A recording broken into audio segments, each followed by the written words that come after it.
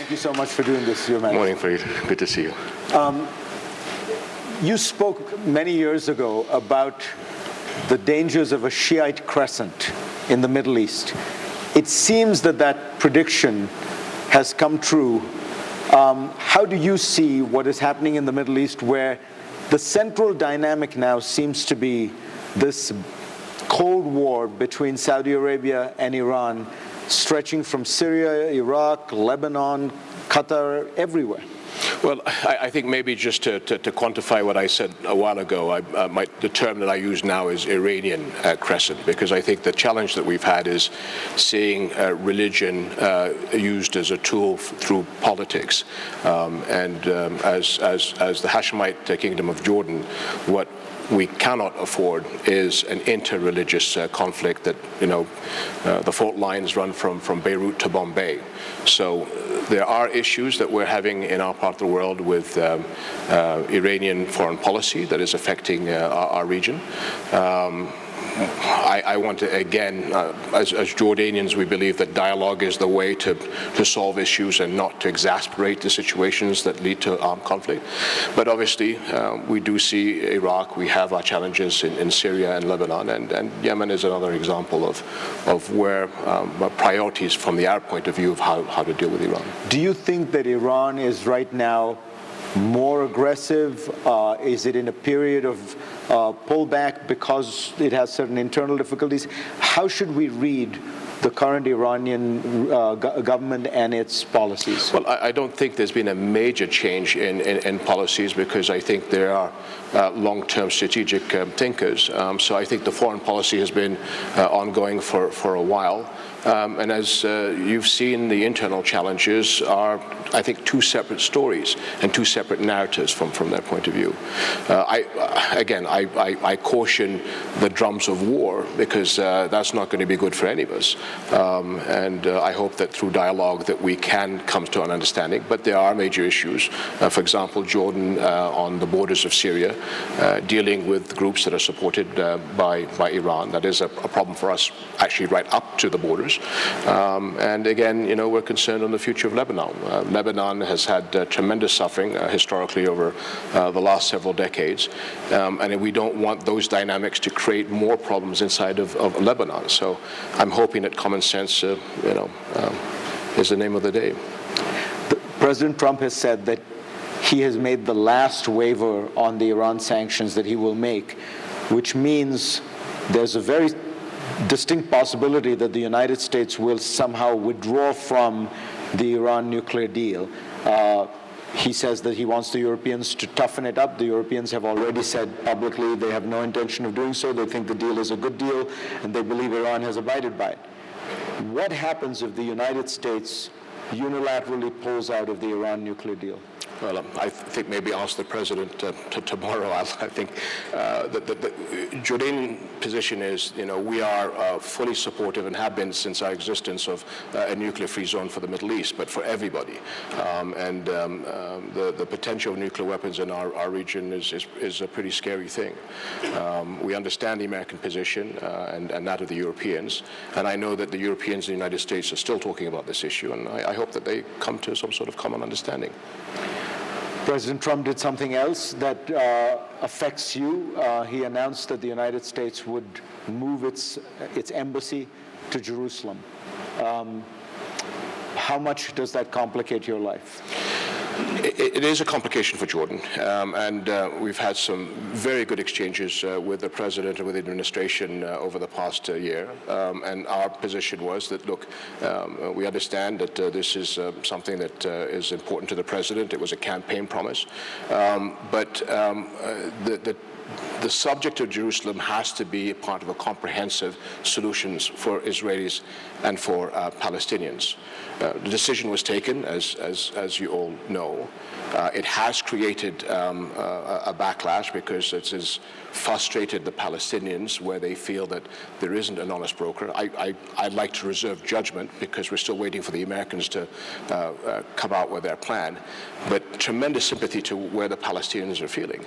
And Jerusalem is such an emotional subject for everybody. And I think we have to look to the future of what we want for Jerusalem. Is Jerusalem a city that ends up dividing us, which I think would be catastrophic for mankind, or is it a city of hope that brings us together? It is eternal to Jews, Christians, and Muslims. And if you remember His Holiness Pope Francis's message in Christmas, hoping that Jerusalem will be dealt with as part of a negotiated settlement, that the status quo is represented. So it's as important to Muslims as it is to Christians. And all the Christian church leaders in Jerusalem have asked Jordan to plea on their behalf to the United Nations and international community. So this is not just a one-off for Jews and Muslims. This is a city that could either create tremendous problems for us in the future, or it is an umbrella that gives us hope on how we propel. And I've said this before, strategic is a Greek word. You won't find it in the Hebrew or Arabic dictionary. And I think that's one of the problems that we're facing. So these decisions are made. What are we thinking of Jerusalem looking like down the road? And it could be a tremendous city that brings us together, or it could create aggression and violence that we've never seen before. There was some hope that among certainly Palestinians and Arabs that while President Trump announced this move, the embassy wouldn't actually move. Vice President Pence now says the embassy will move next year. Would you urge delaying that actual move? Well, again, it comes back to how do we look at this? So one part of the offers of peace has been Jerusalem to the Israelis. What is the incentive to the Palestinians? We are all, and I'm not saying just people in the Middle East, but our European and Western colleagues are waiting for the peace proposal to be provided. The hiccup at the moment is, out of tremendous frustration, the Palestinians don't feel that the United States is an honest broker. But in the same time, they're reaching out to the Europeans, and I think, to me, that is a signal that they do want peace. How do we build the confidence and trust between the Palestinian leadership and the American leadership so that we can get Americans, Israelis, and Palestinians at the table? And again, we all know, and the Europeans, I think, are looking at this in a very positive light, that we cannot have a peace process or a peace solution without the role of the United States. So we have the next month or two. How do we bring everybody together? And what is the plan? None of us, we have ideas of what the plan is. Some people say it's a tough plan, which we have to be concerned about, but is it a good plan? And if the Palestinians, because the plan is not good, walk away, where do we go from there? Right. And I think that's the problem. And where do we go? Because there are many Palestinians who now say Bibi Netanyahu's government and many of the policies they had essentially make clear that the two-state solution is dead, and that they should maybe start pursuing a one-state solution and simply asking for political rights within Israel. So going back to the strategic challenges, and this is a question that we have debated with our Israeli colleagues for a while, where do you see your future? So if it's a one-state solution, is it a one-state solution with equal rights? As we look at the Arab-Israeli demographics, we look at Palestinians under occupation, what we're basically discussing and have for a while is an apartheid system. Now, can we deal with this apartheid system and make it fair for everybody? And it's not just the Arab Israelis and the Palestinians under occupation. The second-class citizens are also the Muslims and Christians, Israelis or those in the West Bank. So, in my view, with the demographics, with the population changes, that's more challenging from the Israeli perspective than the two-state solution. Do you believe that Prime Minister Netanyahu still believes in a two-state solution, or did he ever believe in one? What we're seeing today, we have to reserve judgment. I have my skepticism, but until the Americans show us the other part of the plan, and I would imagine that the challenge that the Americans have with the Israelis is that if this is to make any sense, is to give something pretty good to the Palestinians. And I think that's the point where we'll see whether the Israelis will accept. But I have a feeling that the two-state solution, the way that we envisage, is not the same two-state solution that they're looking at. You're placing a lot of hope in this American plan. Do you have any realistic prospect that it will be ambitious and comprehensive? Well, listen, we've been at this for a while and looking always at the glass half full. I think we have to give the Americans the benefit of the doubt and all work together to make sure that we help the Americans, Israelis, and Palestinians come together. However, in the very near future, if it is not a good plan, and so the discussions a lot of us are having, what is Plan B? I don't think we've got a Plan B at this stage. Or is that a one-state solution? And how do we do that in a positive way, where Israel is integrated in part of the future of the neighborhood? You could imagine a one-state solution where, as long as the Palestinians had equal rights? I don't see that happening. I just think the complications to the character of Israel, and I think what the leadership want, in my mind, I can't envisage a one-state solution that would be acceptable. Has Russia won in Syria, Russia and Iran? The Assad government seems pretty firmly in place, but it doesn't control half the country. So what is the future of Syria? So I think, so you just said it. I don't think anybody wins in Russia, to be quite honest. I mean, in Syria. The Russians are major players. We are moving from Astana, which was a military disengagement platform, to heading for Geneva. As a result of Astana, but not part of Astana, in the south, and I can speak on behalf of Jordan, we, the Russians, and the Americans came together to figure out how do we create stabilized zones in the south. And that's one of the good stories that we can say about Syria. So starting of the spring of last year, and to this day, American and Russian military under our umbrella run a 24/7 center of deconfliction and stabilizing the south. Where we want to go from there is, can we replicate that in the center and the north becoming a bit more complicated because of the recent Turkish challenges. But we have to understand that at the end of the day, we've got to get to Geneva for the political aspect. Will Assad go to Geneva? Just to be clear, Geneva is the political solution which envisages elections and things like that. Yes. And every time Assad has done well militarily, he has shown less and less inclination to go to Geneva and negotiate, in a sense, a political transition away from his regime. Well, as I think you alluded to, the situation in Syria is not over by a long shot. And when you see that there's a lot of international players there with their own agendas, I think he needs to get to Geneva. Geneva is not a one-stop shop. I mean, there is a Sochi meeting coming up very soon, and Sochi is a one-off that gets us in a better light, hopefully, to Geneva. Geneva is going to be an ongoing process because we're dealing with elections and the Constitution. And then what is the next step out of there? So it's reviving Geneva, understanding, and I think all the players, all the sensible players, understand that Syria is not going to get any better, and it is complicated, it is challenging, and we're all paying the price. And I think from the Russian point of view, they need to find a solution, and Geneva is the way to go. What is the strategy behind Saudi Arabia's seemingly aggressive new foreign policy?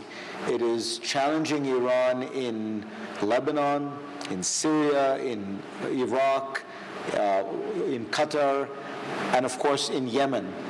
In all these places, it seems to have taken the most kind of aggressive stance it could. In all these cases, so far, it has not met with much success. Why is this happening, and do you expect it to continue? Well, I think His Majesty King Salman is going in a proactive Saudi role that we haven't seen for a while. And as I said earlier, we do see the interference of Iranian policies in a lot of the Arab states, and again the danger of using groups and issues issues in our part of the world from a religious context, and I think I've covered that.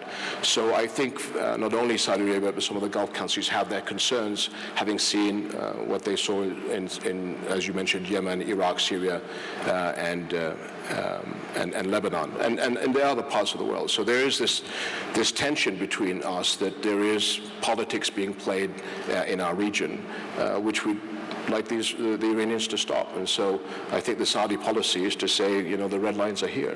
You know, you're a military man, you understand war very well. In Yemen, it seems that the Saudis have created a bigger problem than they are solving. This poorest part of the Middle East is devastated, famine, cholera, typhoid, and of course, this is Saudi Arabia's next-door neighbor. Aren't they creating a generation-long problem? Well, Yemen has historically been a challenge for any military campaigners, and there are challenges obviously in Yemen. The concern I think that we all have, and there was a meeting in Saudi Arabia 2 days ago on how do we deal with the humanitarian crisis, which is something that needs to be moved on as aggressively and as quickly as possible, because as you say, if we don't get that right, it's going to be something that's going to haunt us for a while. I know that 2 days ago the decision was taken in Riyadh with the coalition to get at least $1.5 billion worth of aid to Yemen. But I think that's just the start. And again, the GCC are working on a political solution to this, and I think we need to support the GCC in this endeavor. But the quicker we can move from combat to talking politics and trying to solve the problem, I think it would be better for all of us. During the campaign for the presidency, Donald Trump said something on CNN, actually. He said, I think Islam hates us. By us, I think he meant America. In your conversations with President Trump, have you tried to persuade him that that was not the case? Absolutely, to all Americans, and whether I'm in Washington in the Congress or with the administration, I think maybe there's a lack of understanding of Islam. Islam is built on moral virtues that you see in Christianity and Judaism and other religions. It is not a religion of hate. We as Muslims believe in Jesus Christ as the Messiah. We believe in the Holy Virgin Mother. We believe in the Bible and the Torah. And I think this is the way that all of us were brought up. And I've said it before, when we all greet each other as Arabs and Muslims, we say, Assalamu alaikum, peace be unto you. That is probably the most said sentence that anybody says from the minute he gets up in the morning to goes to sleep at night. And I think that is the basis of Islam. We have challenges because there are fringe groups that have created a problem. As I've said before, we have a fight inside of Islam. This is a civil war between all of us and those that not only consider us heretics, but consider Christians, Jews, and other religions all heretics and should be put to the sword. The problem that we have now, and maybe the lack of understanding, is that it's us Muslims working side by side with Christians, Jews, and other religions to fight this scourge, which is still going to be a long-term problem. This is not going to be something to be resolved. In other words, as I've said, Third World War by other means. So in the United States, the challenge has to be, I'm not so worried about the United States being affected by terrorists getting in. The secure program on protecting the United States is quite robust. What you don't want, and not just in the United States, in my country or in Europe, is to have the Muslim population feeling victimized and isolated, and that creates a breeding ground of contempt because everybody hates us. And I'm more worried that the narrative creates more internal challenges of security if Muslims that, at the end of the day, we all want a better life, we want a better future for our children and their children. For them to feel isolated, that's the danger. And the rhetoric that moves in that direction is not a good story for any of us. But part of that rhetoric does still emanate out from Donald Trump. Every time there's a terror attack in Europe, he tweets about it. Do you sense in your meetings with him that that you have been able to persuade him, or has this topic come up? We have discussed this, and again, don't forget that in our global fight against international terrorism, United States is the most active partner in the world, not just with Jordan, but with Europe, countries in Africa and the Far East. So they are our allies, and our relationship with the United States is institutional. I think that we are all partners in this global challenge, and I think the challenge to look at is how do we do it what I call the holistic approach. It is not just Syria or Iraq or Libya. We have challenges with East Africa when it comes to Al-Shabaab, Boko Haram. The Balkans could be a potential blow-up unless the Europeans, if I'm allowed to say this, really concentrate on the South, because that would, the Balkans have historically not been very kind to Europe and to world history. That could be a potential problem because of extremism. We have the problems in Philippines and Indonesia, and that's something we also want to nip in the bud. So part of this global coalition is to be able to chew gum and walk at the same time and deal with this in a holistic approach, but then not isolating Muslim societies to feel that they're victimized. Finally, let me ask you, Your Majesty, when you at Davos this year, there's a reasonable amount of optimism around the world. The United States is growing economically, Europe is growing, Japan is growing, China, India, Latin America is... The Middle East has always been this one area where there isn't that much optimism. Are you optimistic or pessimistic about the Middle East? Again, I think that the Middle East went through a very important crossroads several years ago, Arab Spring. This was started by young people who wanted dynamic change in our region, hijacked, unfortunately, by organized religious organization with an extremist agenda. But it is a crossroads that we're, I think, still getting through. I've said to my Arab colleagues for many years, I said, a lot of the Middle East was always looked down on Africa. And I used to say, listen, the Africans are talking to each other. They have proper trade with each other. Their military alliances are working together. They're combating terrorism together. And as I see today, Africa has moved beyond where we are in the Middle East. Now, is it that we're still overcoming the Arab Spring? But we need to get our act together and start to talk to each other. And I think when you look at Africa, where a lot of Arab countries were looking down on, they're showing us an example of how to move in the right direction. And the Arab Spring seems to have turned into the Arab Winter very quickly. We've returned to strongmen and authoritarianism. It doesn't seem like that promise worked out. Well, if you would allow me, I think Arab Spring, as I said, was started by young people who wanted change, and change that they deserve. It was then hijacked by religious entities that, in my view, was supported by the West, was supported by Western media, when all of us that were living there going, oh my goodness, we know exactly how this story is going to end. And that created the instabilities that you see in a lot of the countries that we talked about. We have to overcome that. And again, our region is going through a major change, historical change, and some of it is still some battles that we have to win. Having said that, I think there are other countries that are coming to each other inside the Middle East on bilateral and growing together, saying, okay, you and I think the same, so let's come together and try to build more cohesion in Arab strategic policy. Arab nationalism, I think, ended in the Arab Spring, and where, as countries, we started saying, okay, I do have Arab concerns, but actually I'm a Jordanian, I care about Jordanian issues. I'm a Lebanese, I care about Lebanese issues. I'm a Moroccan, and so it's going to take some time until everybody then gets past their nationalist feelings and get back to looking as Europe to the bigger picture. Fascinating d'horizon. Your Majesty, thank you so much. Always a pleasure.